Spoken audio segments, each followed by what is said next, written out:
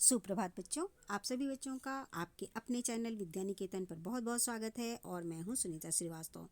बच्चों चलिए आज हम निबंध लेखन की कड़ी को आगे बढ़ाएंगे और आज की हमारे निबंध का शीर्षक है गणतंत्र दिवस। ये एक बहुत ही मुख्य टॉपिक है, मुख्य शीर्षक है आपके एनुअल एग्ज़ाम में आने वाले निबंधों में से। तो आज चलिए हम गणतंत्र दिवस को लिखेंगे। जैसा कि आप सभी गणतंत्र दिवस के बारे में जानते ही हैं कि गणतंत्र दिवस क्या है और कब मनाया जाता है, लेकिन आज हम अपने निबंध के माध्यम से थोड़ी और बातें यहाँ पर जानेंगे और अपने निबंध को बहुत ही सुंदर ढंग से प्रस्तुत करेंगे।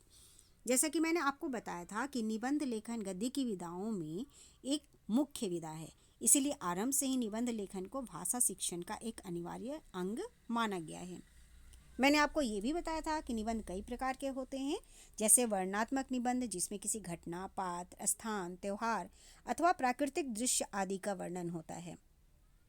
दूसरा विचारात्मक निबंध होता है जिसमें किसी समस्या या विचार आदि से संबंधित, जैसे विज्ञान से लाभ या हानि या मित्रता, ये सब बातें हम लिखते हैं।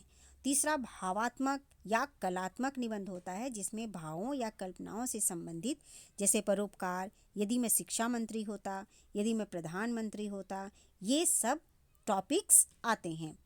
तो निबंध में हम क्या क्या लिखते हैं? हम पहले भूमिका लिखते हैं जिसमें प्रस्तावना जिसे हम कहते हैं, भूमिका के विषय में हम उस निबंध का परिचय देते हैं तथा हम जो पढ़ने वाले हैं उनको पढ़ने के लिए अपने निबंध को आकर्षक ढंग से या रोचक ढंग से अपनी बात को रखते हैं।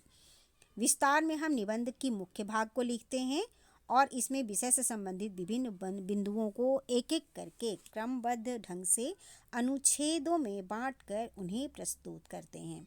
उपसंहार सबसे आखिरी में लिखते हैं और इसमें निबंध में कही गई सभी बातों का सारांश प्रस्तुत किया जाता है। तो चलिए हम शुरू करते हैं हमारा निबंध गणतंत्र दिवस। तो सबसे पहले भूमिका हम लिखेंगे जिसमें हम किस तरह से ये क्या है गणतंत्र दिवस, इसके बारे में लिखेंगे। तो चलिए शुरू करेंगे। शताब्दियों की परतंत्रता का मतलब क्या होता है? गुलामी के बाद 15 अगस्त 1947 को भारत को स्वतंत्रता प्राप्त हुई, पर उस समय हमारा अपना कोई संविधान नहीं था। संविधान क्या है? नियमों का एक लिपिबद्ध संहिता जिसके द्वारा हमारी सरकार, हमारे देश में जो भी शासन चलाए जाते हैं उनका एक लिखित दस्तावेज होता है जिसे हम संविधान कहते हैं और उसी के अनुरूप हमारा देश चलता है। तो उस समय हमारे देश के पास अपना संविधान नहीं था। स्वतंत्र भारत का अपना संविधान 26 जनवरी 1950 को लागू किया गया। इसी दिन भारत एक गणराज्य घोषित किया गया, इसलिए 26 जनवरी को गणतंत्र दिवस के रूप में हम मनाते हैं। क्यों मनाते हैं गणतंत्र दिवस? क्योंकि उसी दिन हमारा जो संविधान है वो लागू हुआ था।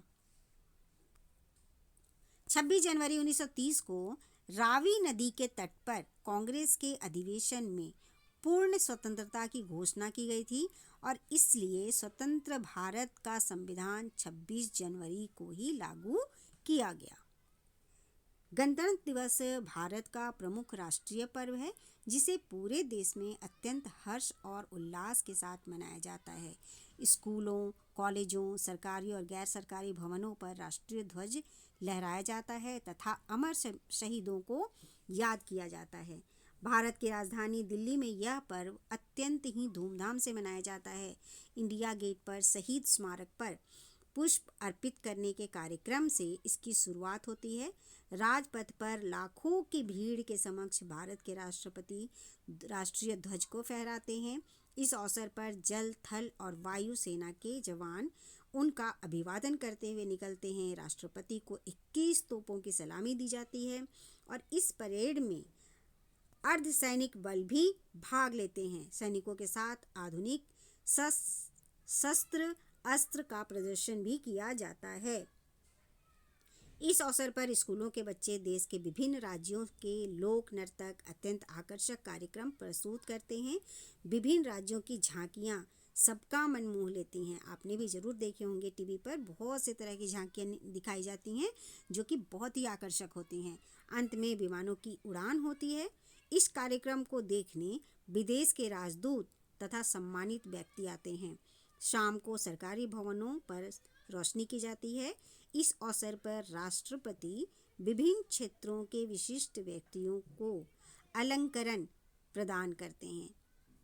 दिल्ली के ऐतिहासिक लाल किले में सभी जो हिंदी कवि सम्मेलन और उर्दू मुशायरे का आयोजन किया जाता है और इस दिन हमें अपने देश की रक्षा तथा सेवा के लिए हमें शपथ लेनी चाहिए। तो इस तरह से हम अपने गणतंत्र दिवस के निबंध को लिखेंगे और इसे हम याद भी करेंगे। तो आप चाहें तो इस निबंध को अपनी तरफ से और कुछ जोड़कर आगे भी बढ़ा सकते हैं और आप अगर चाहें तो इसमें से कुछ काट छांट कर इसे अपने लायक छोटा भी बना सकते हैं। तो ये आप पर डिपेंड करता है। मैंने तो बस आपके एक सहायता के रूप में इस निबंध को यहाँ पर आपके साथ शेयर की है। तो आप इसे लिखें, इसे याद करें और अपने वार्षिक परीक्षा के लिए इसे तैयार करें। थैंक यू बच्चों। बाय बच्चों। मिलते हैं अगली वीडियो में अगले निबंध में। Thank you and bye. Have a nice day.